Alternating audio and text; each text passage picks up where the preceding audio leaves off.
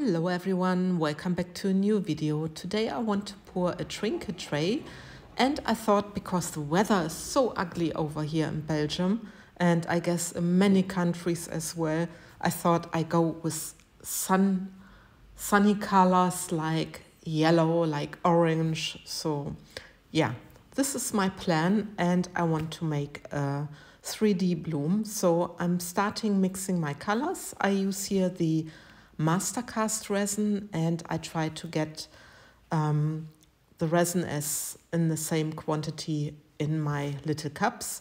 So I'm now taking 3 drops each of the white pigment drops from Etter Art. And like I said, I'm using the Mastercast resin, which is a high viscosity resin and perfect for the flowers. I also sometimes use the Ultracast, but then I need to let it sit for a while. But with the Mastercast, you can pour straight away. So now you see that I'm mixing my white, and just make sure that you really stir it very well, that the white is really mixed well into your resin. So, and now I'm starting mixing my different shades of orange yellow tones, and here I add 3 drops of the yellow and 1 drop of the red. Also pigment drops from Etter Art to get a really nice orange tone. This is what I like about the pigment drops, because you can just mix whatever you want to mix and you just get nice shading of colors and you can create your own colors. So again, I put like 3 drops of the yellow into my white and a little bit of the red, but I think, you know, there was not really something on my stick, so I added a little bit more, so I have a lighter tone. You see, a lighter orange tone. It's like a warm yellow tone, which I really like a lot. And then I'm dropping 1 drop red, 2 drops of the yellow to get a stronger orange tone. So these are my colors, because like I said, I wanted to have some friendly summer colors. And then I thought, I need to take my interference pearl and I need to mix some more white, because I also wanted to use some white for my petals. So again, I'm adding 3 drops of the pigment drops into my white, a little bit of the interference pearl, and mix this very well, especially because of the pearlescent powder. You really need to stir it very well so you don't have any pigments floating around. So, and these are my colors, and then I can prepare my tray. And I hope you don't mind that I'm showing you a little bit of the process, what I'm doing when I pour my clear resin into the mold. First, I'm making sure that my mold is clean. I just take some of the tape to take off what's of hair and dust or whatsoever. And then I still had a little bit dirt from another pour where I was brushing mica into my mold, so I needed to clean this up. And now I'm pouring my resin into the mold, and there are still bubbles because it's a high viscosity resin, and at the moment it's quite cold here and it's not really warm, so yeah, the resin has of course more bubbles, and you see it on the surface. There's the foam. I just let it sit just a little bit, and then I can take my heat gun and just blow those foam and those bubbles on the surface away. This will come in a second. Yeah, I'm using here the Trinket Tray Mold from MoldsandShapes. The mold is 30 by 15 centimeter and it's really a big trinket tray, but I really love the chunkiness of this piece. I think it's awesome. And there you see me that I just took the heat gun. Then I'm taking my dotting tool, making sure that I get rid of all the bubbles which are trapped at the sides. Just very carefully. Please be careful with the dotting tool, because you can easily scratch your mold, especially when you're on the plain bottom of the mold. Just try to very carefully get the bubbles up. It looks very hectic, very fast the way I'm doing it, but my video is really fasted forward. Otherwise, it would take too long. To show you the whole process, you know, I think my video would be maybe 40 minutes long, so I made it a little bit faster. I hope you don't mind. So again, I'm just using the heat gun to see that I get rid of everything. I want the resin to be bubble free. But you see, it's looking very fine at the moment, and I can start taking all the popsicle sticks out of my little cups. I do this off camera. You see it probably at the side that I'm busy with this. And then I can almost get ready for pouring. So I'm just straightening my mold again, and then I'm taking the little torch, get rid of what's on the surface. Then I saw a few little bubbles trapped still, and then I can finally start with my white. So you see, it's a whole process, getting your resin ready, getting your mold ready, and now I'm just pouring my white, and I'm just making an oval circle.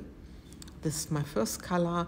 I always make sure where I start pouring that I take my dotting tool and smoothing the beginning and the end a little bit out so that there are no blobs. Now I'm taking the darker orange tone. Also here, while pouring, I'm taking my time, but my video, like I said, is speeded up. That's why it's looking so fast. But I'm really taking my time pouring. And again, the white. And then I'm taking the next orange tone, which is a little bit lighter, doing the oval. I think the color combination is very pretty. Then I'm taking the white again, but before I'm smoothing again a little bit out, taking my white, pouring around.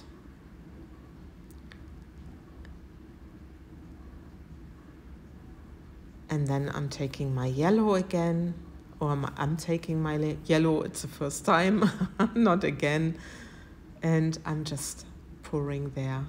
You see, I don't always have a steady hand, but the flower technique forgives things like this. This is what I've noticed about it.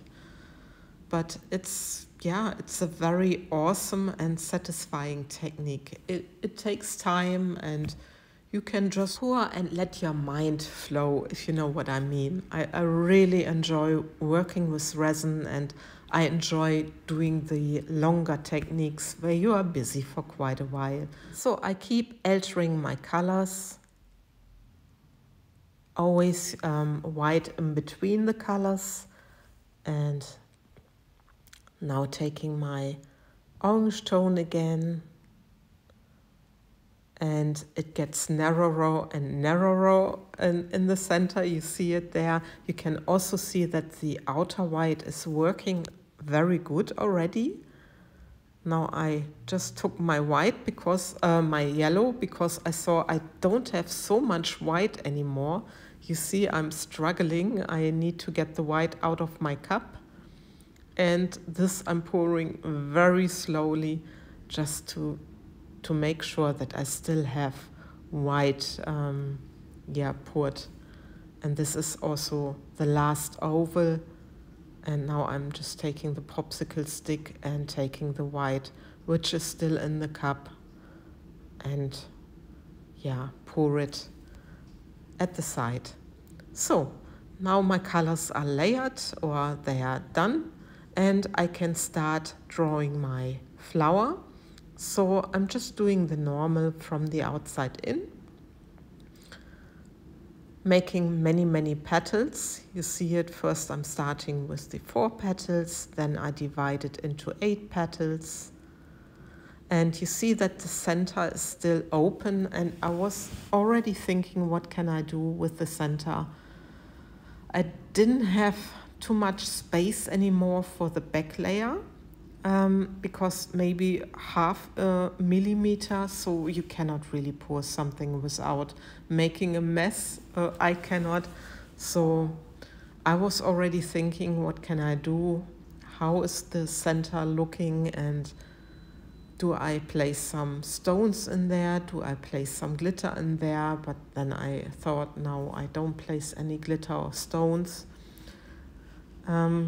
Yeah, but then first I thought, now I just make a little bit more interest in this piece and draw the petals also from the inside to the outside, and at the tip just making sure that I just put the dotting tool a little bit aside so that the petals look a little bit more natural. But I still had my problem, what do I do with my center, because the center is too big, it won't close. And yeah,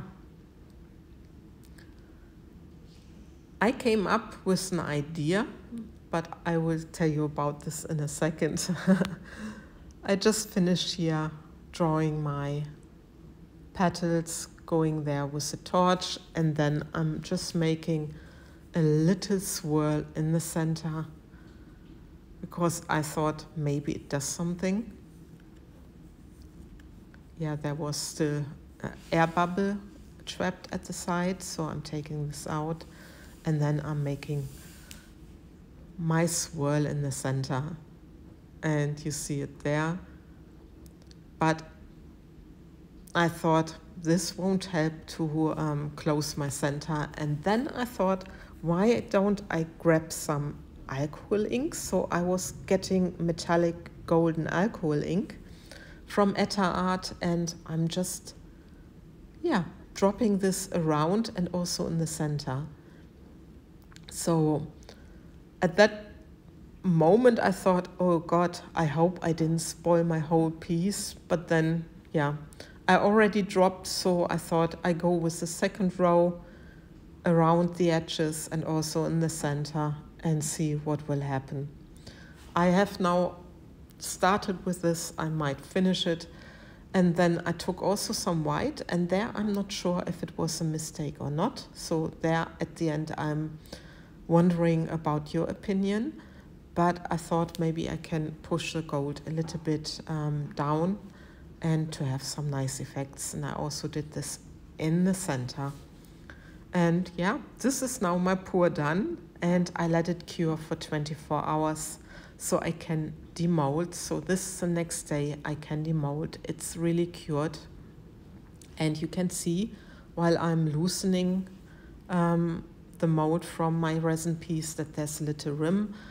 I got it off, I trimmed this off, and so I don't have any sharp edges, but this I did off camera. But anyway, here's my final result. You see with the golden background, I really love the golden background in the center. It looks a little bit more natural than as if I would have put glitter in there. I'm not sure about the white drops, if this, yeah, if I should like it or not, but I'm very surprised that the petal kept their shape, and I'm loving the gold in the center. You will see it in a second a little bit better. It's looking like the petals are lying on a sheet of gold, and this I really like. Like I said, I'm not too sure about the white bits, but all in all, I think it's a happy trinket tray, and especially with this weather. So with this, I love and leave you, and I thank you for watching. Take care, guys. Bye-bye.